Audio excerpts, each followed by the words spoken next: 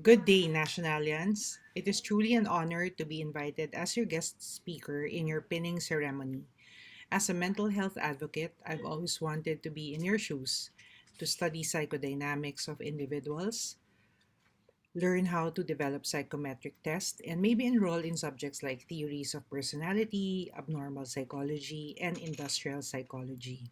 These are the fields which I believe provide much insight to who we are as individuals and help expand our understanding of others. This momentous occasion means a lot because it means that you have stepped one foot in the noble profession of psychology. It is a rite of passage where we are formally acquainted to the responsibility of being part of the psychology profession, being accurate with the conduct of your psychometric test, being an ethical and competent interviewer, and being adept at your therapeutic communication skills. Being pinned comes with a lot of responsibilities and expectations. On the other hand, I also dare to say that this is also a rite of passage towards being acquainted with the joy of being part of a helping profession, the joy of seeing your clients recover, the joy of your clients finding meaning in their lives, and the joy of seeing your clients reach their full potential. While I try my best not to sound like your toxic positive tita during family reunions, I've always thought that seeing the existence of joy amid the stress and the emotional toll of our work makes things much more bearable.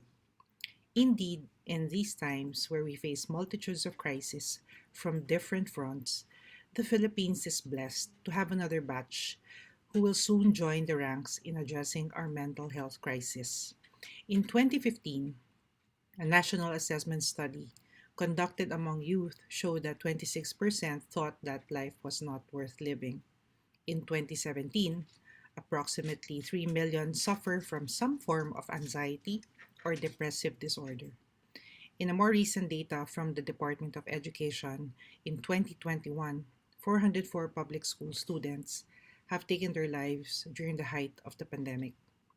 And while the numbers are harrowing, these might just be underestimates of the total magnitude of the problem. Stigma exists. Lack of access to mental health diagnostics exists. Lack of mental health professionals exists. All of these contribute to the possibility of undercounting the people with mental health conditions and the far more people experiencing mental health problems who fall short of the criteria for a DSM diagnosis. That is why I would like to remind you that while the country hasn't been very good in showing its appreciation to its helping professions, please do know that the value of your work as professionals does not diminish. A lot, especially your clients, appreciate you deeply, whether or not they verbalize it. As I mentioned to Sophia, when I received the letter of invitation to this event, I specifically mentioned that I am not a mental health specialist. And as a mental health advocate, I've always been very clear about my academic and professional background, as I do not aim to misrepresent nor speak on behalf of a profession that I am not part of. But Sophia was quick to reassure me that I am someone who can provide some insights and reflections as a mental health advocate and a generalist when it comes to mental health. Now, this made me reflect our and admittedly my tendency to put specialists on the pedestal while those who are not specialists are often seen with lesser regard. I reckon that this is a product of me being acculturated in the field of medicine, which is being more and more specialized by the day, and the idea of being specialist as better compared to generalist.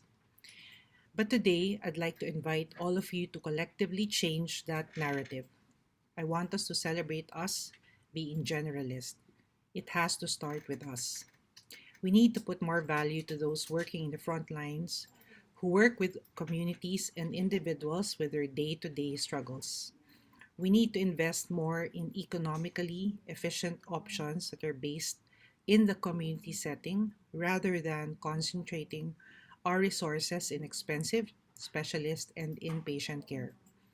We need to put more emphasis on those who provide promotive and preventive services.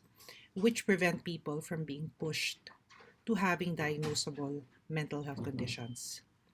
More importantly, we need to dismantle the idea that only specialist knowledge work or that they have the monopoly of solutions in the mental health arena.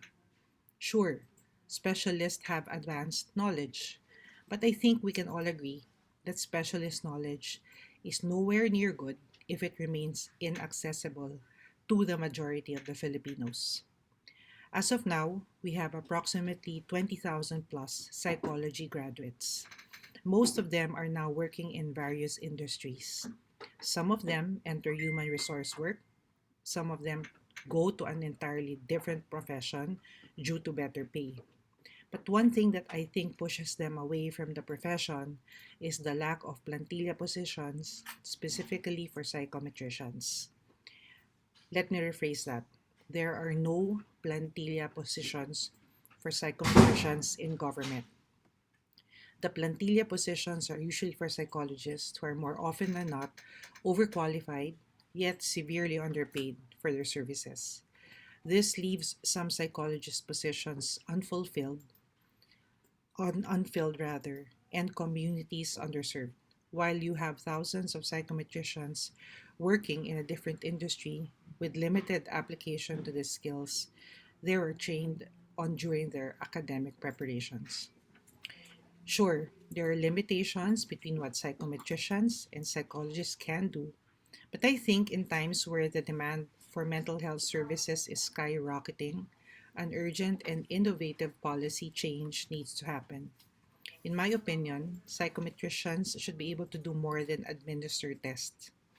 They should be given more opportunities to provide at least basic forms of psychosocial support while continuing referral to specialists when handling more complex cases. Those PRC psychometricians' licenses must not just be mere valid IDs. Psychometricians' profession have been a wasted potential for several years now. We need to create the conditions that would lead to greater expansion of professional roles to augment the flailing mental health human resource in the country. If you must remember one thing from my talk today, it is to know the worth of your profession and your responsibility to asserting yourself in the mental health arena. No one should advocate harder for your profession than yourself.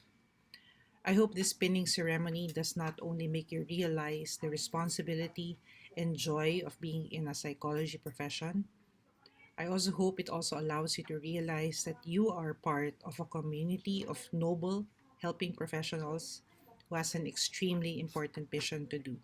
So let's continue to find more ways of helping more people. Again, thank you so much for having me as your speaker today. As early as now, please know that I am so proud of each one of you. I will always be here supporting and cheering you on as an individual and as a professional. Maraming salamat po.